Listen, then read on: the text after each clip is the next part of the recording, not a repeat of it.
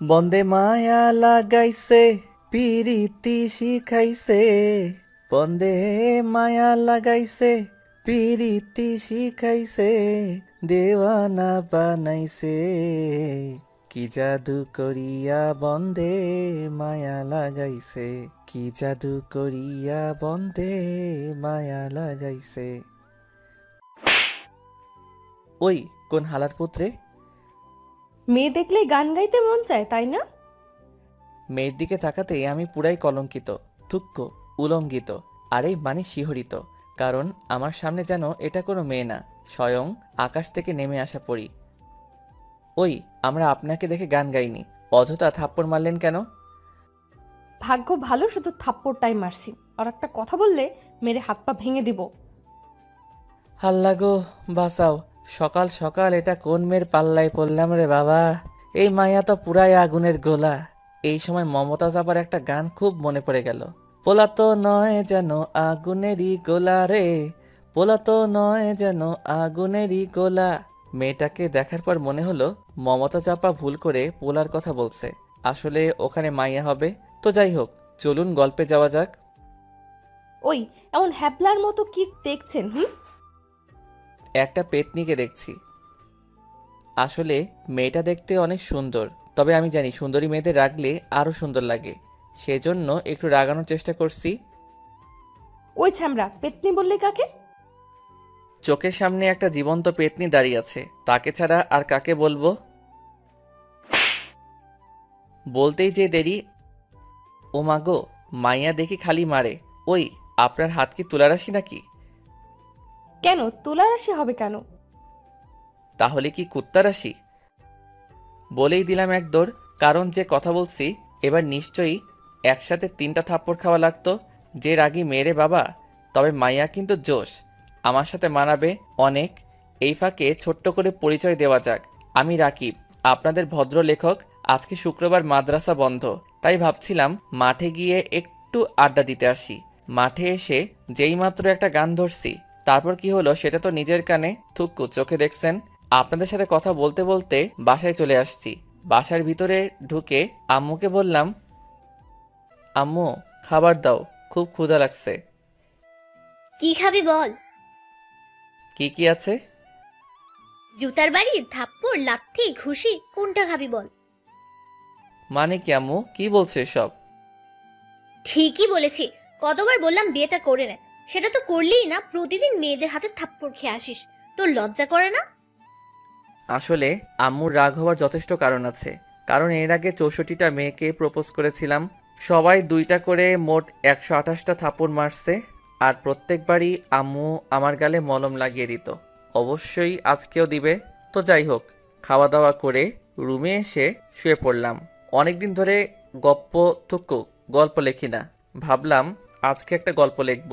যেই বলা সেই কাজ, সোজা ফেসবুকে লগ ইন করলাম, আর সাথে সাথে টুং টাং টুং মেসেজের শব্দে পুরো ঘর কেঁপে উঠল। অল্প একটুর জন্য ঘরটা শুধু ভেঙে পড়েনি। তো যাই হোক, ইনবক্সে ঢুকেই আমি পুরাই শিহরিত, কারণ ফেসবুকে ফুলের সাথী প্রজাপতি নামে একটা আইডি থেকে কয়েকটা মেসেজ এসেছে। মেসেজ ওপেন করতেই আবার একটা শকড খেলাম, কারণ মেসেজগুলি ছিল এইরকম। হাই আমার সুইট লেখক, আমার কিউটির আব্বু, কেমন আছে সোনা? মেসেজটা পড়ে টানা 1 ঘন্টা মেসেজটার দিকে তাকিয়েছিলাম, কারণ আজ পর্যন্ত সোনা বলা তো দূরের কথা, কেউ লোহা তামা বস্তা পর্যন্ত বলেনি। বাবু, আজকের থাপ্পড়গুলো কেমন লাগলো? মেসেজটা দেখে চমকে উঠলাম, তার মানে এটাই সেই মেয়ে যে আজকে আমাকে থাপ্পড় মারছে। চুপি চুপি তার আইডিতে ঢুকলাম। মেয়েটার নাম হিমু, বাহ অনেক সুন্দর নাম। কেবলমাত্র টাইমলাইন ঘুরে দেখছি, তখনই আবার মেসেজ এলো। ওই বেডা, রিকোয়েস্ট একসেপ্ট করবি নাকি ধরে পিডামু? ওই সেমনি থাপড়ায়ে তোর 43টা দাঁত ফেলাই দিব, ভদ্রভাবে কথা বল। তোর ভদ্রতার গুষ্টি কিলাই, তুই দাঁড়া, তোর বাড়িতে গিয়ে আজকে তোর পিটামু। মেসেজটা দেখার পর ভয়ে আমার হাত পা থরথর করে কাঁপতে শুরু করলো। প্রথমে ভাবলাম পুলিশকে খবর দিব, কারণ কিছুদিন আগে ফেসবুকে দেখলাম প্রেমিকার হাতে প্রেমিক খুন। আমার মনের মাঝেও অজানা ভয় কাজ করতে লাগলো। হঠাৎ বাসার কলিং বেলটা বেজে উঠল, মনের মাঝে ভয়টা আরও 2 গুণ বেড়ে গেল। ভয়ে ভয়ে দরজাটা খুললাম, আর খুলেই দেখি বাহিরে আব্বু দাঁড়িয়ে আছে। আমাকে দেখে আব্বু বলে উঠল, দরজা খুলতে এত সময় লাগে কেন রে? জেনে রাখা ভালো, আব্বুর সাথে আমার সম্পর্ক বন্ধুর মতো। আব্বে ফহিন্নির পুত, এত চিল্লাও কেন? কিছু বললি? আব্বু। কি? আব্বু, প্রেম কর্মু, একটা মাইয়া খুঁজে দাও। আমি আর জানতাম না আমার পিছনে আম্মু দাঁড়িয়ে আছে। আমার কথা শুনেই আম্মু ঠাস করে কানের 1 ইঞ্চি নিচে একটা বসিয়ে দিল। তারপর থেকে কানের ভলিউম কমে গেছে। তারপর আম্মু রুমের ভিতরে চলে গেল, আর আমি আবারও ফেসবুকে ঢুকলাম। ঢুকেই দেখি হিমু অ্যাক্টিভ আছে, তাই তাকে বললাম, কই রে টিকটিকির বাচ্চা, তুই নাকি আমারে বাড়িতে এসে পিটাবি? ওই ইন্দুরের বাচ্চা, তুই কি ভাবছিস আমি তোর ঘরের বউ যে তোর বাড়িতে যাব? হো হো হো, ভয় পাইছিস নাকি? শালা কুত্তা, আমি তোর দাঁত ভাইঙ্গা ফালামু। কাল মাঠে আসিস। ও মা গো, মাইয়া দেখে আমারে ভয় দেখায়। ওই শালির পুত, তোরে আমি লবণ মরিচ দিয়া কাঁচা গিলা খামো। তোরে আমি পুরো কাবাব করে খামু। আল্লাহ গো, মাইয়া দেখে আমার চাইতে 1 ডিগ্রি উপরে। আপা, আন্নে ক্যাডা? মোর মতো একটা ভদ্রপোলার সাথে এমন করছেন কেন? ভাইয়া আপনি যে ভদ্র, আপনাকে দেখলেই মনে করে কয়েকটা থাপ্পড় মেরে আদর করি। না, এই মাইয়ার সাথে কথাই পারা যাবে না। একে ব্রেনটে মার দিতে হবে। আমি কি আপনার সাথে দেখা করতে পারি? হুম। বাহ বাহ, মেয়েটাকে যতটা অভদ্র মনে করেছিলাম ততটা অভদ্র না, কিছুটা হলেও ভদ্র আছে। তাহলে কাল এই পার্কে চলে আসুন। ওকে। তারপর অনেক ঘুমানোর চেষ্টা করলাম, কিন্তু ঘুম ধরছে না, কারণ জীবনের প্রথম কাল কোনো মেয়ের সাথে পার্কে দেখা করতে যাব। সেই খুশির ঠেলায় ঘুম ধরছে না। মনে মনে ভাবলাম অল্প একটু লুঙ্গি ড্যান্স দেওয়া যাক, তাহলে হয়তো ঘুম ধরতে পারে। আর দেরি না করে আব্বুর রুম থেকে একটা লুঙ্গি নিয়ে আসলাম। তারপর শুরু হলো লুঙ্গি ড্যান্স। ড্যান্স দিতে দিতে হঠাৎ প্যার প্যার করে একটা শব্দ হলো। তাকিয়ে দেখি ওমা গো, আব্বুর লুঙ্গি তো ছিঁড়ে একদম প্লাজো হয়ে গেছে। হঠাৎ মাথায় একটা বুদ্ধি আসলো, এই ছিঁড়া লুঙ্গিটা হিমুকে প্লাজো হিসেবে গিফট দিব। যেই বলা সেই কাজ, ঠাস করে লুঙ্গিটা প্যাকেট করে ফেললাম। তারপর লম্বা একটা ঘুম দিলাম। সকালে ঘুম থেকে উঠে ফ্রেশ হয়ে নাস্তা করে দিলাম এক দৌড় পার্কের উদ্দেশ্যে। তো কিছুক্ষণ পরে পার্কে গিয়ে পৌঁছালাম, কিন্তু হিমু এখনো আসেনি। তাই পার্কের একটা বেঞ্চে বসে আছি। হঠাৎ একটা ফকির আসলো, তারপর বলল, 10টা টাকা দেন গো বাবা, 10টা টাকা দেন। ফকিরের কথা শুনে তো আমি পুরাই টাসকি খেয়ে গেলাম, কারণ অন্য ফকিরা তো 2 টাকা চাওয়ার সাহস পায় না, আর এই হালার পুত 10 টাকা চায়। 10 টাকা দিয়ে কি করবে? গার্লফ্রেন্ডের ফুচকা খাওয়ামু। আল্লাহ গো, উঠায় নাও না কেন? সামান্য একটা ফকিরেরও জিএফ আছে, আর আমি একজন লেখক হয়ে কার বাল ফালাইলাম। ভাই, তোর কাছে যদি এক্সট্রা আর কোনো গার্লফ্রেন্ড থাকে তাহলে আমাকে একটা ভিক্ষা দিস। সরি ভাই, কাল বললে হতো, আজ আর হবে না। কেন? কাল 2টার সাথে ব্রেকআপ হয়ে গেছে, একটার অন্য জায়গায় বিয়ে হয়ে গেছে, তাই। তারপর আর কিছু মনে নাই। ঠাস করে মাটিতে পড়ে ফাটাস করে বেহুশ হয়ে গেছি। জ্ঞান ফেরার পর তাকিয়ে দেখি হিমু আমার দিকে অগ্নি দৃষ্টিতে তাকিয়ে আছে। আমি কিছু বলার আগেই ঠাস করে একটা থাপ্পড় বসিয়ে দিল। তখন আমার জ্ঞান ছিল, কিন্তু হিমু যখন বলল, ওই শালা লুচ্চার ঘরের লুচ্চা, তুই নাকি পার্কে একটি মেয়ের লাভ লেটার দিছিস? তোমাকে কে বলল? ওই ফকিরটা বলেছে। আর এটাও বলেছে তোমাকে নাকি ওই মেয়ের বয়ফ্রেন্ড পিটায় বেহুশ করছে। এইটা শোনার পর বাকি সব ইতিহাস হয়ে গেছে, মানে আর কিছু মনে নাই। আবারও বেহুশ হয়ে গেছি। তারপর যখন জ্ঞান ফিরল তাকিয়ে দেখি আমি আমার রুমের ভিতরে শুয়ে আছি, আর আমার পাশে আম্মু আর আব্বু বসে আছে। আমাকে কোনো কথা বলার চান্স না দিয়ে আম্মু, চল কোথায়? তোকে বিয়ে করাতে। কার সাথে? কাজের বেটি জরিনার সাথে। আল্লাহ গো, মুই এখন কিতা করতাম? শেষে কিনা কাজের বেডিরে বিয়া করতে হইবে? পাঠক পাঠিকা আপনারা বলেন, এটা কি মানায়? আম্মু, আমি বিয়া করতাম না। আমি এই বিয়ে মানি না, মানবো না। তুই বিয়ে করবি না, তোর বাপ বিয়ে করবে। তুমি আমার 10টা না 5টা না একটা মাত্র বউ। তুমি যখন বলেছো তাহলে আমি দ্বিতীয় বিয়ে করতে রাজি। আব্বুর কথা শুনে তো আম্মু পুরাই রেগে আগুন। পরিস্থিতি ভালো মনে হচ্ছে না, তাড়াতাড়ি বিছানা থেকে উঠে দিলাম এক দৌড়ে মাঠে চলে আসছি। কিন্তু মাঠে আসার পর আমি পুরাই শিহরিত। আমি হাসবো নাকি কাঁদবো কিছুই বুঝতে পারতেছি না। কারণ মাঠে এসে দেখি হিমু আর তার বান্ধবীরা আড্ডা দিচ্ছে। সেটা বড় কথা নয়, বড় কথা হলো কাল আমি যে ছিঁড়া লুঙ্গি প্লাজো হিসেবে হিমুকে দিতে চেয়েছিলাম সেটা পরে এসেছে। বাহ বাহ, খুব সুন্দর লাগছে এটা পরে। আরও অবাক হলাম হিমু এর বান্ধবীদের কথা শুনে। দোস্ত, তোর প্লাজোটা কিন্তু সেই। আমার বয়ফ্রেন্ড গিফট করছে। আল্লাহ গো, দড়ি ফালাও উইঠা যাই। আমি নাকি ওর বিয়ে। আর কি যোগ আইলো রে ভাই, লুঙ্গিকে প্লাজো বানাই ফেলছে। তোর বিএফের নাম কি আর দেখতে কেমন? নাম রাকিব, একজন লেখক। আর ও তোদের পিছে দাঁড়িয়ে আছে, দেখ। তার মানে আমি যেখানে দাঁড়িয়ে আছি হিমু সেটা অনেক আগেই দেখে ফেলেছে। হিমুর কথা শুনে ওর বান্ধবীরা আমার দিকে ফ্যাল ফ্যাল করে তাকিয়ে আছে। মনে হচ্ছে যেন আমাকে চোখ দিয়ে খেয়ে ফেলবে। ওদের তাকিয়ে থাকা দেখে আমিও একটা বোকামার্কা হাসি দিয়ে ওদের কাছে গেলাম। তারপর, ভাইয়া কেমন আছেন? প্লিজ ভাইয়া বলবেন না, কলিজায় আঘাত লাগে। তাহলে কি বলবো? কেন, জান বাবু সোনা বলে ডাকবা? আমার কথা শুনে ওর বান্ধবীরা লজ্জা পেয়ে বান্দরের মতো লাফাইতে লাফাইতে চলে গেল। হাই সকিনা। ওই লুচ্চা ছকিনা কাটা। কেন তুমি? কুত্তা। মাইন্ড ইওর ভাষা, আই এম ভদ্র বয়। আমার ইংরেজি শুনে হিমু পুরাই টাসকি খাইল। হেতি মনে হয় বাপের জন্মে এমন ইংরেজি শুনে নাই।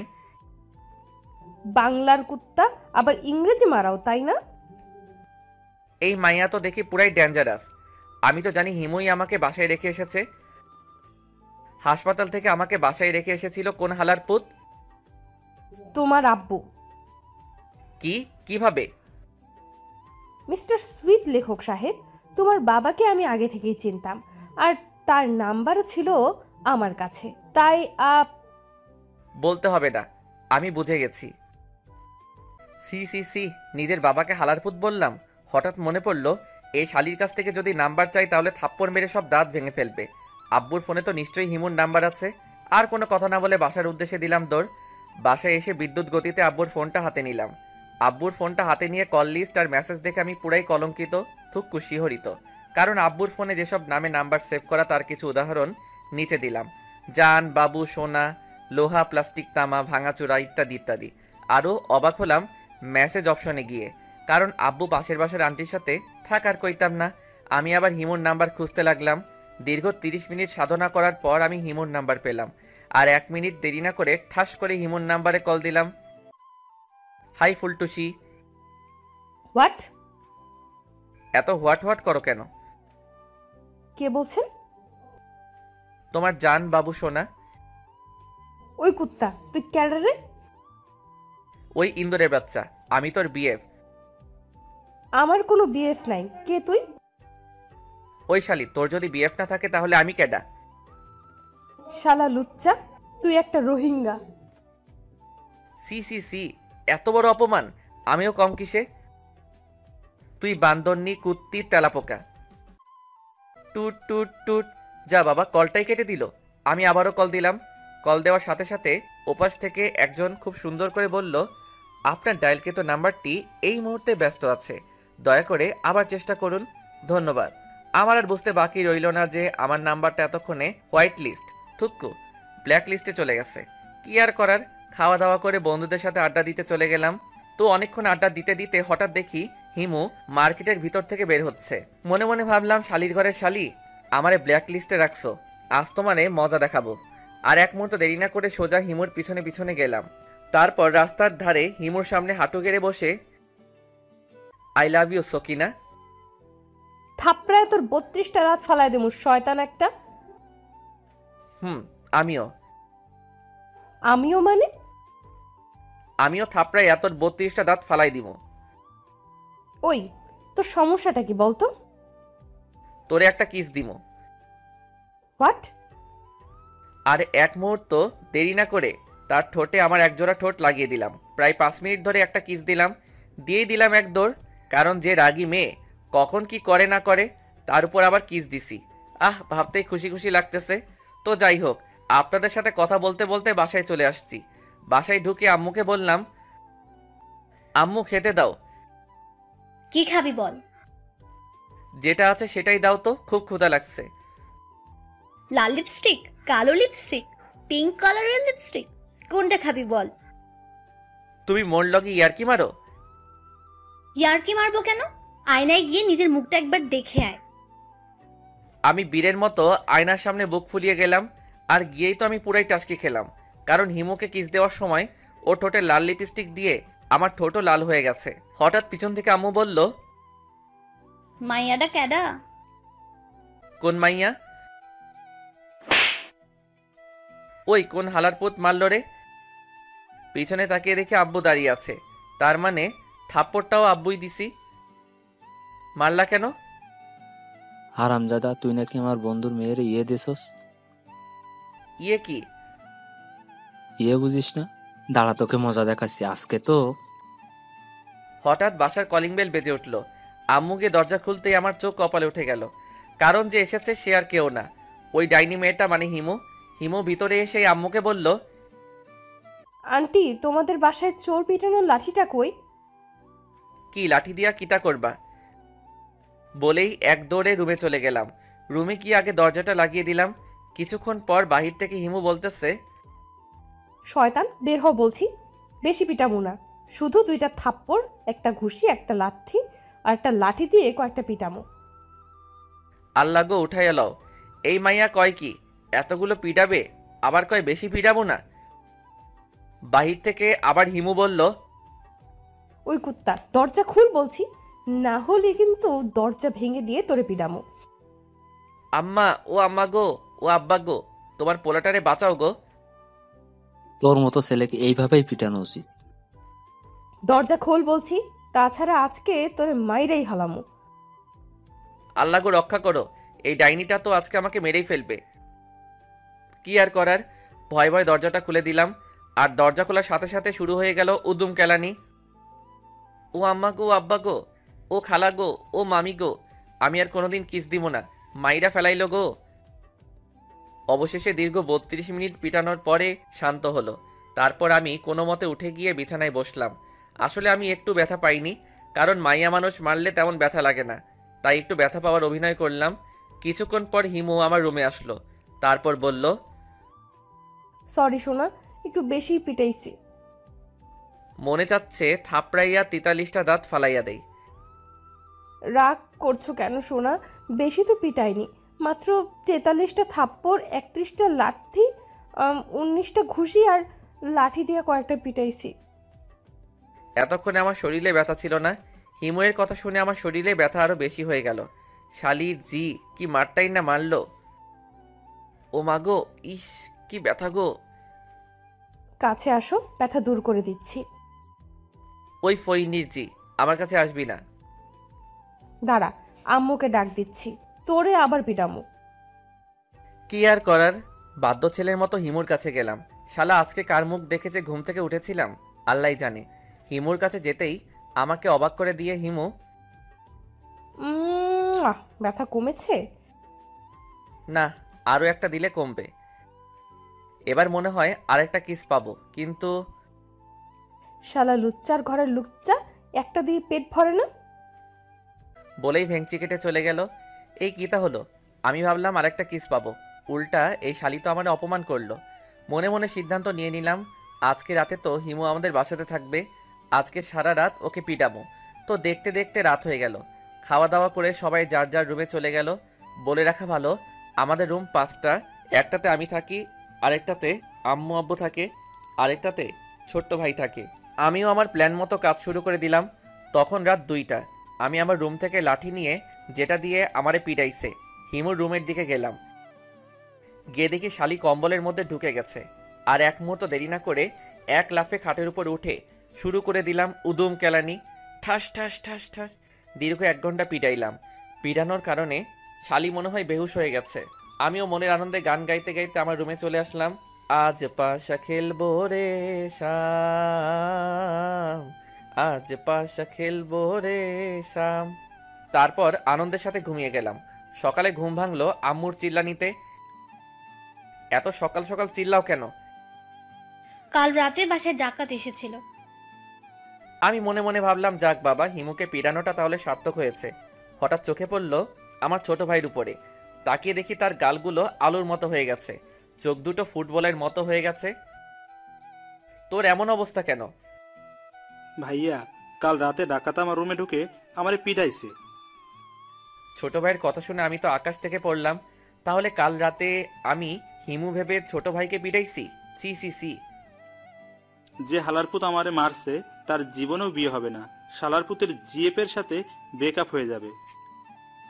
এমন কথা বলে না ছোট ভাই। আমি ঠিকই বলেছে, আমার ছেলেকে যে মারছে আল্লাহ তার হাত ভেঙে দাও। আল্লাহ গো, উঠায় নাও না কেন? মুই আর এই দেশে থাকবো না। মুই আজকেই চামচুক্কা চলে যাবো। হঠাৎ চোখে পড়লো হিমুর উপরে। শালি ৪৩টা দাঁত বের করে মিটি মিটি হাসতেছে। আমি ওকে ইশারা করলাম আমার রুমে আসার জন্য, আর আমিও আমার রুমে চলে গেলাম। কিছুক্ষণ পর হিমু আমার রুমে আসলো। আমাকে কোনো কথা বলার চান্স না দিয়ে হিমু বলল, কি খবর মিস্টার সুইট কিউট কমেডিয়ান লেখক সাহেব? আমাকে পিটানোর প্ল্যান করছিলেন তাই না? শালির জি, তোর জন্য আমি আমার ছোট ভাইরে পিটাইছি। তোরে আজ আমি খাইয়া ফেলামু। মাইন্ড ইওর ভাষা। তুই আমাকে খাবি মানে? আমি কি আলু বেগুন পটল নাকি? এইভাবে তর্ক করতে করতে একসময় আমাদের মাঝে তুমুল হারে মারামারি লেগে গেল। আমি হিমুর চুলের মুঠি ধরে ঠুস ঠাস করে কয়েকটা লাগিয়ে দিচ্ছি, আর হিমু আমার চুল ধরে আমারে থাপ্পড় দিচ্ছে। অবশেষে দীর্ঘ ৩০ মিনিট ধরে আমরা মারামারি করলাম। আমাদের মারামারিতে বেশ কয়েকজন শহীদ হয়ে গেছে। তারা হলো বীরশ্রেষ্ঠ কোলবালিশ, কয়েকটা বালিশ, গ্লাস, আয়না ইত্যাদি ইত্যাদি। বর্তমানে আমরা দুইজন রেস্ট নিচ্ছি। হঠাৎ হিমু বলল, আমি তোকে ভালোবাসি রে। হিমুর মুখে এমন কথা শুনে আমি ভ্যাবাচাকা খেয়ে গেলাম। আমিও এই কয়েকদিনে হিমুকে ভালোবেসে ফেলেছি, কিন্তু প্রকাশ করিনি। তো আমি কি করব? প্লিজ ইয়ার কি করিস না, আমি সিরিয়াসলি বলছি। তো আমি কি করব? মানে তুই কি আমাকে সত্যিই ভালোবাসিস না? না। আমার কথা শুনে হিমু কাঁদতে কাঁদতে চলে যেতে ধরলো। তখনই আমি ওর হাতটা ধরে ওকে বুকে টেনে নিলাম। তারপর আলতো করে ওর কপালে একটা ভালোবাসার পরশ এঁকে দিলাম। শয়তান কুত্তা বিলাই, আমাকে কষ্ট দিয়ে খুব শান্তি পাও তাই না? ওই কুত্তি, কান্না বন্ধ কর। আমার শার্ট ভিজে গেল তো। যাক, তাতে তোর সমস্যা কি? বলেই আমাকে ধাক্কা দিয়ে বিছানায় ফেলে দিল। তারপর আমার বুকের উপর উঠে বসে আমাকে বলল, আমাকে এখন ভালোবাসোস? মানে? মানে হলো আমাকে এখনই ভালোবাসতে হবে। কিন্তু কিভাবে ভালোবাসবো? কুচি খোকা, হিসাব বোঝো না? দুধু খাও। ফেসবুকে তো ভালোই রোমান্টিক গল্প লেখো। তোমার গল্প পড়ে অনেক মেয়েই তোর প্রেমে হাবুডুবু খায়, আর এখন বলছিস কিচ্ছু জানি না। কিন্তু আমি তো... বিছানার উপরে একটা ফল কাটার ছুরি পড়েছিল, ওটা আমার গলায় ধরে, ভালোবাসা দিবি কিনা বল। ও আম্মা গো, ও আব্বা গো। বাচ্চা ছেলের মতো এমন সারাক্ষণ আম্মা আম্মা করিস কেন? আমি কিন্তু এখন কাঁদবো। আর একবার চিল্লালে বাবা হওয়ার ক্ষমতা চিরতরে বন্ধ করে দেব। আহ, বলে কি এই মাইয়া? তওবা আস্তাগফিরুল্লাহ, নাউজুবিল্লাহ, কয় কিতা? এমন ভাব করছিস যেন ভাজা মাছটা উল্টে খেতে জানিস না। ওই সেমরি, ভাজা মাছ উল্টে খায় না, হাত দিয়ে তুলে মুখ দিয়ে খায়। এত কিছু বুঝোস কেন? আমি কিছু বলতে যাব তার আগে হিমু তার রসগোল্লার মতো ঠোঁট দুটো আমার ঠোঁটের সাথে লাগিয়ে দিল। আহা কি আনন্দ! ঠিক তখনই ঘটল আরেক অঘটন। উম, উম, উম। আসলে দুইজনের ঠোঁট এক হওয়ার কারণে কথা বলতে পারছি না। ঠিক তখনই পেটের মধ্যে জমে থাকা 3 দিনের গ্যাস শব্দ করে বেরিয়ে আসলো, ঠাস ঠুস ফুসফাস। পাদের বিকট আওয়াজে হিমু ঘরের ভিতর থেকে ঠাস করে গিয়ে বাহিরে পড়ল। কিছুক্ষণ পর মনে হলো কোন হালারপুত জানি আমার রুমের মধ্যে টয়লেট করে দিছে। কি বাজে গন্ধ! পরে রহস্য উদ্ঘাটন করে জানতে পারলাম এটা আমার গ্যাসের গন্ধ। এক দৌড়ে ওয়াশরুমে চলে গেলাম। দীর্ঘ ৩২ মিনিট পর ওয়াশরুম থেকে বের হলাম, আর আমি বাহিরে এসে পুরাই শিহরিত। কারণ বাহিরে এসে দেখি হিমু আর ছোট ভাই বেহুশ হয়ে পড়ে আছে, আর আম্মু লাঠি হাতে অগ্নি দৃষ্টিতে আমার দিকে তাকিয়ে আছে। আমি ভাবলাম এবার হয়তো অ্যাকশন চালু হয়ে যাবে, কিন্তু আমাকে অবাক করে দিয়ে আম্মু বলল, কি বাজে খাবার খেয়েছিলি? কুত্তার রোস্ট, মুরগির দুধ আর টিকটিকির ডিম দিয়ে পায়েস, ইঁদুরের হালুয়া, তেলাপোকার সালাদ, গাঞ্জা ভর্তা, ইয়াবার ছুপ, মোলার জুস, করলার শরবত। হঠাৎ ঠাস করে একটা শব্দ হলো। তাকিয়ে দেখে আম্মু বেহুশ হয়ে গেছে। মুই এখন কিতা করতাম? হঠাৎ মাথায় একটা আইডিয়া এলো। আমার মাথায় আবার কুত্তা রাশি আইডিয়া থাকে সব সময়। বাথরুমে গিয়ে এক বালতি পানির সাথে লাল রং মিশ্রণ করলাম, তারপর ওগুলো নিয়ে ওদের গায়ের উপর ঢেলে দিলাম। কিছুক্ষণ পর হিমুর জ্ঞান ফিরল, আর জ্ঞান ফেরার পরপরেই আমি গান ধরলাম, ফাইটটা গেছে, ফাইটটা গেছে, তোর মাথা ফাইটটা গেছে। হঠাৎ কে যেন পিছন থেকে ঠাস করে কানের নিচে একটা থাপ্পড় দিল। থাপ্পড় দেওয়ার কারণে আমার কানের ভলিউম কমে গেছে। অনেক আগ্রহ নিয়ে পিছনে তাকিয়ে দেখি আব্বাই মারছে, আর এতক্ষণে সবার জ্ঞান ফিরছে। কি আব্বা, মোড়ে মারলা কেন? ও মাগো, এবার দেখি পিছন থেকে মারে। তাকিয়ে দেখি হিমু মারছে। ওই শালির জি, ফইন্নির ঘরের ফইন্নি, মারলি কেন? বলতেই যে দেরি, এবার আম্মু ঠাস ঠাস করে দুই গালে দুইটা বসিয়ে দিল। সাথে সাথে আমি ভাদাইম্মা স্টাইলে ডাক দিলাম, আম্মা, ও আম্মা গো, আম্মা, ও আব্বা গো। আমার এমন ভাদাইম্মা মার্কা ডাক শুনে ছোট ভাই পাশের রুম থেকে একটা লাঠি নিয়ে আইসা আম্মুরে দিছে আর বলছে, আম্মা এইটা লও, পিডাইয়া হাড্ডি ভেঙে দাও। হালার পুত, আমি তোর বড় ভাই। পাশ থেকে হিমু বলে উঠল, লাঠিটা আমারে দাও, আজকে ওরে মাইরা আমি ইতিহাস তৈরি করব। কি আর করার, লুঙ্গি খুলে মাথায় নিয়ে দিলাম এক দৌড়। দৌড়াতে দৌড়াতে হারামি বন্ধুদের কাছে চলে আসছি। আমাকে এভাবে দৌড়াতে দেখে বন্ধুরা বলে উঠল, এভাবে পাগলা কুত্তার মতন দৌড়াচ্ছিস কেন? আব্বে হালায়, একটা কুত্তায় ধাওয়া করছে। আসল কথা জানলে অপমান করতে করতে মাইরা ফেলাইব। ওহ, তা তোর গালেও কি কুত্তায় থাপড়াইছে? না না, এটা থাপ্পড় না, ওটা তো কুত্তা আদর করে চুমু দিছে। বলেই সবাই একসাথে মিলে একটা ভিলেন মার্কা হাসি দিল। ওদের সাথে তাল মিলিয়ে আমিও একটা আবুল মার্কা হাসি দিলাম। মাঝে মাঝে আমার সন্দেহ হয়, এরা আমার বন্ধু নাকি শত্রু। তো আড্ডা দিয়ে সবাই মিলে একটা মার্কেটে ঢুকলাম আমার বন্ধুর জিএফের জন্য শাড়ি কিনতে। কিন্তু শালা হালার পুতেরা আসছে প্যান্ট শার্ট পরে, আর আমি আসছি একটা লুঙ্গি আর গেঞ্জি পরে, তাও আবার লুঙ্গির 3 জায়গায় জোড়াতালি দেওয়া। তো যাই হোক, শাড়ি কিনে যখন বের হতে যাব তখনই দেখি হিমুও মার্কেটের মধ্যে ঢুকছে। আমি ওকে না দেখার ভান করে যাচ্ছি। হঠাৎ অনুভব করলাম কোন হালারপুত জানি আমার গেঞ্জি ধরে টানতে টানতে ভিতরে নিয়ে যাচ্ছে। তাকিয়ে দেখি সেটা আর কেউ না, ওই ডাইনিটা। কি হলো, এভাবে গেঞ্জি ধরে টানছো কেন? শালা লুচ্চা, জিএফের জন্য শাড়ি কিনতে আসছিস তাই না? এটা হাস্যকর। মানে?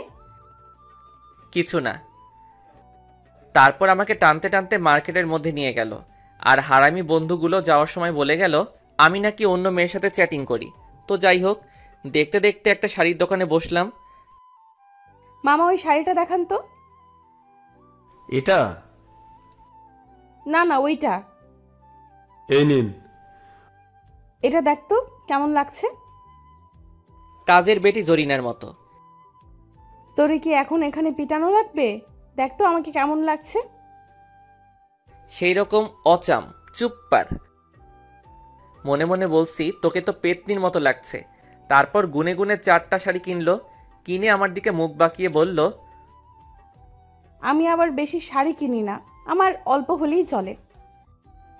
ফহিনীর জি কয় কি 4টা শাড়ি কিনছে, আবার কয় আমি বেশি কিনি না। ভালো। আমার কাছে টাকা নেই, তুমি বিলটা দিয়ে আসো। বলে আমাকে কোনো কথা বলার চান্স না দিয়ে চলে গেল। আমি তো পুরাই শিহরিত, কারণ আমার কাছে মাত্র 8 টাকা আছে, তাও আবার বিকাশে। ভয়ে ভয়ে দোকানদারকে বললাম, ভাইয়া কত টাকা হয়েছে? মাত্র 18,550 টাকা স্যার। দোকানদারের কথা শুনে আমি মনে হয় আকাশ থেকে পড়লাম। মাথার মধ্যে চো চো ভো ভো ভো করছে। হঠাৎ ঠাস করে পড়ে ফুস করে বেহুশ হয়ে গেলাম।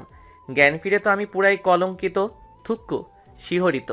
কারণ জ্ঞান ফিরে দেখি দোকানের সব লোক আমার সেবা যত্ন করছে। হঠাৎ দোকানের এক কর্মচারী বলে উঠল, স্যার টাকাটা দেন। কিসের টাকা? ও মনে হয় বেহুশ হয়ে সবকিছু ভুলে গেছে। ওর মাথায় লাঠি দিয়ে ঠাস করে একটা বাড়ি মার, তাহলে মনে পড়বে। হালারপুত কয় কিতা? আর একজন তারও এক ধাপ এগিয়ে বলল, ওই ওর লুঙ্গি আর প্যান্ট খুলে নে। আল্লাহ গো, মুই এখন কিতা করতাম? এই বেটা, টাকা বের কর।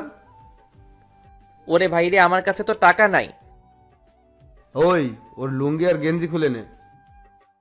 ভাই, আপনার বউয়ের দোহাই লাগে, লুঙ্গি খুইলেন না, মুই আপনাদের পরে এসে টাকা দিয়ে দিব।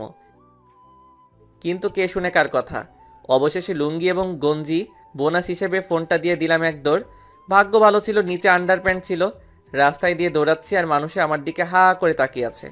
নিজেকে এই মুহূর্তে দৌড় প্রতিযোগিতায় ফার্স্ট বয় মনে হচ্ছে। অবশেষে দৌড়াতে দৌড়াতে বাসায় আসলাম। বাসায় এসে ঘরে ঢুকতেই আব্বু বলে উঠল, কি রে, তোর লুঙ্গি আর গেঞ্জি কই? আব্বা, ও আব্বা গো, কিতা হইছে? ও আব্বা গো। আবেগে কাইন্দা দিছি। আব্বে, আগে কি হইছে কবি তো। কি আর কমু, দৌড় দিয়ে রুমে ঢুকে দরজা লক করে দিছি। ভাবছি এই জীবন আর রাখতাম না, মুই আজকাই সুইসাইড করমু। কিন্তু কিভাবে করমু? হঠাৎ মনে পড়ল পাখার সাথে গলায় দড়ি দিমু। তারপর গলায় দড়ি দিয়ে পাখার সাথে ঝুলে থাকলাম। হঠাৎ ঠাস করে একটা শব্দ হলো। দেখি শালা হালার পুত ভেঙে নিচে পড়ে গেছি। তারপর আর কিছু মনে নাই, আমি তো মারা গেছি। শুনেছি কবরের মধ্যে নাকি ফেরেশতারা আসে, কিন্তু কই, এতক্ষণ ধরে মরে আছি, এখনো পর্যন্ত কোনো ফেরেশতা আসে না কেন? হঠাৎ তাকিয়ে দেখি ছোট ভাই দাঁড়িয়ে আছে। কি রে হালার পুত, তুইও সুইসাইড করলি নাকি? কিরে ভাইয়া, কয় মুড়া গাঞ্জা খাইছস? আবে মফিস, কবরের মধ্যে কি তোর বাপে গাঞ্জা এনে দিবে নাকি? হঠাৎ তাকিয়ে দেখি আব্বাও হাসতেছে। আব্বারে আসতে দেখে ভাদাইম্মা স্টাইলে ডাক দিলাম, আব্বা, ও আব্বা গো, ও আব্বা গো, তুমিও মারা গেছো? কি সাংঘাতিক! আব্বা, ভাইয়া গাঞ্জা খাইছে, ধরে পিডাও, তাহলে ঠিক হয়ে যাবে। বলতেই যে দেরি, শুরু হয়ে গেল লাঠি দিয়ে পিডানি। ঠাস ঠাস ঠাস। ভেবেছিলাম মরে যাওয়ার পর ফেরেশতারা পিডাবে, এখন দেখি আব্বা আর ছোট ভাই পিডাই। এতক্ষণে শিওর হলাম আমি এখনো মরিনি। কিন্তু এভাবে আর কিছুক্ষণ পিডানি খাইলে তো এমনিতেই মারা যাবো। আব্বু মারতেছে আর বলছে, বল, আর গাঞ্জা খাবি? ও আব্বা গো, মুই গাঞ্জা খাইনি। ও কে আছো, বাঁচাও গো, এই হালার পুতে মাইরা ফেলাইল গো। দীর্ঘ 20 মিনিট পিডানোর পর আব্বা ছাইরা দিল। কোনো মতে খাওয়া দাওয়া করে একটা ঘুম দিলাম। স্বপ্নে দেখি আমি হিমুরে পিড়াইতেছি, আর হিমু আব্বা গো, মা গো বলে চিল্লাচ্ছে। হঠাৎ লুঙ্গি টানাটানির কারণে ঘুমটা ভেঙে গেল। তাকিয়ে দেখি হিমু আমার লুঙ্গি ধরে টানছে। ওই শালিরচি, আমার লুঙ্গি ধরে টানিস কেন? আর একটা কথা বলে লুঙ্গি খুললা নিমু। আল্লাহ গো, এই মাইয়া কয় কি? হঠাৎ তাকিয়ে দেখি আমার পরনে লুঙ্গি নাই। তার মানে এই শালিরজি আমার লুঙ্গি খাইয়া নিল। মন মেজাজ প্রচুর গরম হয়ে গেল। কোনো মতে বিছানা থেকে উঠে হিমুকে পিড়ানো শুরু করলাম। ওর চুলের মুঠি ধরে ওয়াশরুমে নিয়ে গেলাম। তারপর বাথরুমের বাথটাবে কিছুক্ষণ চুবালাম। এভাবে আরও অনেকক্ষণ পিডালাম। একসময় দেখি এতক্ষণ পিডানোর কারণে হিমু বেহুশ হয়ে গেছে। আমি তো ভাবছি হিমু মারা গেছে। আল্লাহ গো, এখন কিটা করবো? মনে হলো আরেকবার পানির মধ্যে চুবাই। বলতেই যা দেরি, চুলের মুঠি ধরে আবার পানির মধ্যে চুবালাম। আর তখন হিম্মু চিল্লাই উঠল, ও মা গো, বাবা গো, ও আল্লাহ গো। বলতেই যা দেরি, এক লাথি দিয়ে বাথটাবের মধ্যে ফেলে দিলাম। তারপর শালিরজি ভিতর থেকে বানরের মতো লাফাচ্ছে আর চিল্লাচ্ছে। আর আমি রুমে এসে একটা ডিজে গান দিয়ে চামচিকা অ্যান্ড ইঁদুরের মতো কিছুক্ষণ ড্যান্স দিলাম। নিজেকে এখন হালকা মনে হচ্ছে। অবশেষে আমিও প্রতিশোধ নিতে পারলাম। পরে মনে হলো, হায় আল্লাহ, শালি যদি মরে যায় তাহলে তো আমি পুরাই শেষ। তাড়াতাড়ি করে বাথরুমে গেলাম। আর গিয়ে তো আমি পুরাই শিহরিত, কারণ বাথরুমে গিয়ে দেখি হিমু লাঠি নিয়ে দাঁড়িয়ে আছে। ওই ফহিন্নি, লাঠি নিয়ে দাঁড়িয়ে আছিস কেন? এটা তোর হাড্ডি ভাঙার জন্য। হায় আল্লাহ, এর দেখি পুরাই মাথা গেছে। এখন মই কিতা করতাম? আরে বইনার হবে না, ছেড়ে দে আমায়। অবশেষে অনেক বোঝানোর পর যখন শুনল না, তখন ঠাস করে কানের নিচে কয়েকটা বসিয়ে দিলাম। ওই, তুই আমারে মারলি কেন? আমি তো তোরে মারি নাই, আমি তো তোরে আদর করছি। দাঁড়া, তোকে দেখাচ্ছি মজা। হঠাৎ পিছন থেকে মা বলে উঠল, দেখা দেখি পরে হবে, তোদের প্রতিদিনের এই ঝামেলা আর সহ্য হয় না, তোদের আজকেই বিয়া দিয়া দিমু। আল্লাহ গো, কয় কি? এই মেয়েরে বিয়ে করলে তো জীবনটা পুরাই তেজপাতা হয়ে যাবে। না, মুই এই বিয়া জীবনেও করতাম না। হঠাৎ পিছন থেকে বাবা বলে উঠল, এতদিন অনেক কথা শুনছি, আর নয়, আজকেই তোরে বিয়া দিয়ে দিমু। আব্বুর কথা শেষ না হতেই হিমু মাথায় কাপড় দিয়ে আব্বু আর আম্মুকে সালাম করে দোয়া নেওয়া শুরু করে দিল। কি ফাজিল মেরে বাবা, উপরে ফিটফাট আর নিচে থাক আর কইতাম না। অবশেষে শিশু নির্যাতনের শিকার হয়ে আমার আর হিমুর বিয়েটা হয়ে গেল। বর্তমানে দাঁড়িয়ে আছি বাসর ঘরের সামনে। বন্ধুরা আমাকে বিড়াল মারার টিপস দিচ্ছে। অবশেষে বন্ধুদের টিপস দেওয়া শেষ হলো। আমি বুঝতে পারছি না, সারা বাড়িতে একটা বিড়ালও নাই, আর সবাই আমাকে বিড়াল মারতে বলছে। এখন আমি এই বিড়ালটা কই পাই? আপনাদের সাথে কথা বলতে বলতে বাসর ঘরে ঢুকে গেছি, আর বাসর ঘরে ঢুকতেই হিমু এসে আমার পা ধরে সালাম করলো। যাক বাবা, যতটা খারাপ ভেবেছিলাম ততটা খারাপ না, কিছুটা ভালো আছে। বেঁচে থাকো মা, থুক্কু বউ। তোমার জায়গায় তো আমার পায়ে না, আমার খাটে, থুক্কু বুকে। বলতেই যা দেরি, এক লাফে বউ আমার কোলে উঠে বসলো। ও আম্মা গো, ও আব্বা গো, বাঁচাও গো, কি ভারী তুমি ও মা গো। ওই কুত্তা, আমি তোর মা নই, আমি তোর বউ। জানি জানি, এখন নামো। ও মা গো, কোমর ভেঙে গেল গো। আচ্ছা, তোর তো কোনো বোন নাই তাই না? কেন? মাঝে মাঝে আমাকে একটু দুলাভাই বলে ডাকিস, কলিজাটা ঠান্ডা হবে। ও, বলেই আমার উপরে ঝাঁপিয়ে পড়ল। নিজেকে এই মুহূর্তে বাংলা সিনেমার নায়িকাদের মতো লাগছে, আর হিমুকে লাগছে ভিলেনের মতো। কি রে, চুপ করে আছিস কেন? তো কি করব? চিল্লাচিল্লি করব? তুই না বলেছিলি বাসর রাতে ক্রিকেট টিম তৈরি করবি? ও তাই তো, আমার তো মনেই নাই। বলেই আমি ক্রিকেট টিম তৈরি করায় ব্যস্ত হয়ে পড়লাম। হঠাৎ ফট ফট ফট ফটাস করে একটা শব্দ হলো। তাকিয়ে দেখি খাট ভেঙে পড়ে গেছি। কি হলো এটা? নতুন রেকর্ড। মানে? বাসর রাতে খাট ভাঙার ইতিহাস। অবশেষে ইতিহাসের খাতায় আমার নাম উঠে গেল। বকাটে ছেলে বাসর রাতে খাট ভাঙার ইতিহাস। পরের দিনগুলো কেটে গেল অনেক আনন্দে। নতুন বিয়ে করেছি, বুঝেন তো মজাটা কেমন।